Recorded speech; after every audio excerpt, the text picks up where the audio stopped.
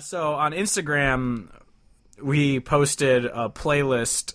I only wanted to mention this because I screenshot a playlist called Country Vibes, and I posted it on Instagram saying with the caption Cancerous Vibes because it was the worst playlist I've ever seen, where Old Dominion was on there multiple times. It was Dylan Scott, Kane Brown. Yeah, Kane Brown was on there multiple times. Yeah, it was just bad. And then everyone's commenting just like, one or two things.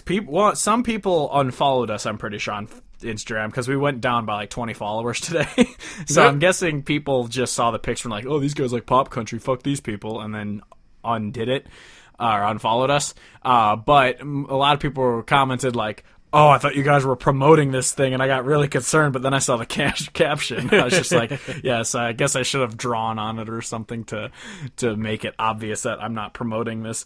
But also the comment, I don't know if you looked at the picture at all, the comment that popped up the most was, yeah, all these guys suck, but Luke Combs is great. I'm like, I just wanted to comment. I didn't want to respond to everyone because I didn't feel like wasting my time doing that. But I guess I doubt these people are listening to the podcast, but we've been talking about Luke Combs since like 2015.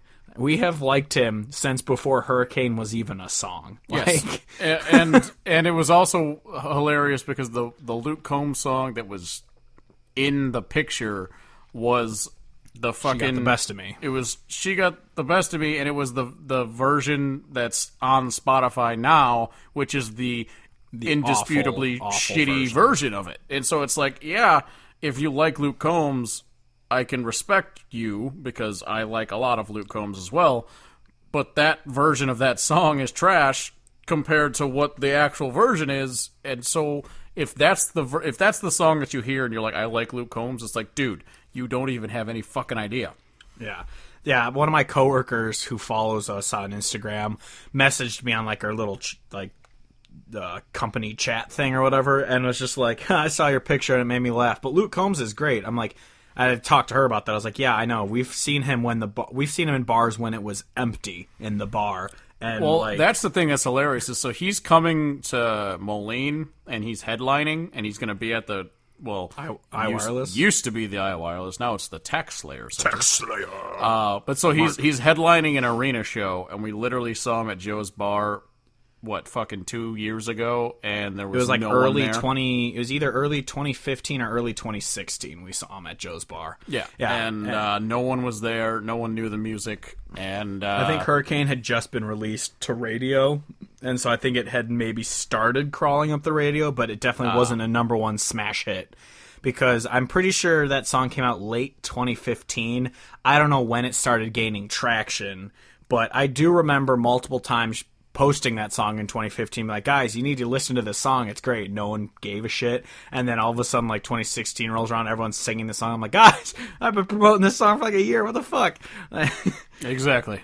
But yeah, so I'm just like, but I also didn't want to respond being like, yeah, I know we love Luke Combs, because as we've also said on this podcast recently, we don't really love him that much anymore, because yes, he still has an amazing voice, but like we said on another episode, they ruined it by computerizing it. Like, Luke Combs is the Bears. He gets your hopes up and then kicks you square in the fucking dick.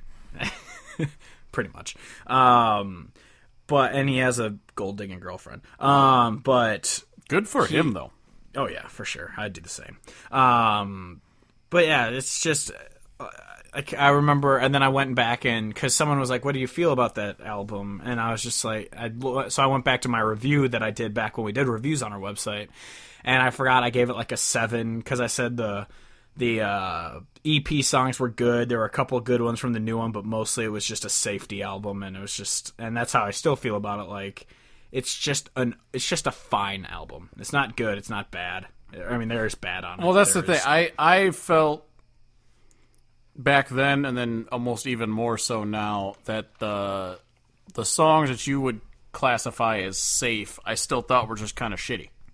Yeah. And it's also, I think he's one of those guys that I would want to hold to a higher standard just because he has such a talented voice that in its raw form is tremendous. And so anytime they do anything to fucking put production or effects over the top of it, that just bugs the hell out of me, because the dude can sing like crazy, so why ever put anything on top of it?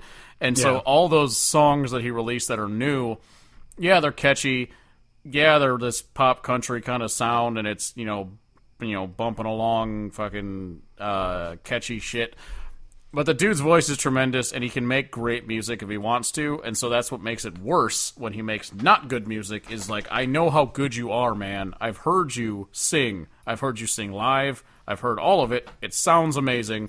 What in the hell is going on with the people that you are trusting to produce your shit? Why are they telling you, yeah, let's half-ass auto-tune your voice and put production over it? It makes no sense to me. Yeah. Yeah, exactly. It's a bummer. Like, I'm glad he writes his own shit, which is everyone's defense. It's like, well, he writes his own music. I'm like, yeah, Darius Rucker does too, and so does Brantley Gilbert, and they've both gone pop. Like, just because you write your own stuff doesn't mean you're not gonna jump the shark and put out shitty music. Yeah. But yeah, I hope, I don't know, maybe his sophomore album will be good, but I'm gonna guess it's gonna be more of that overproduced bullshit like what they did to She Got the Best of Me. And like, Yeah. I remember when Hurricane came out, I thought it was a little overproduced, but I just loved it, so I let it go. Yeah. But if that's what he's just gonna do from now on, I'm not gonna listen to him. It's not, there's no point. Yeah, it's super disappointing.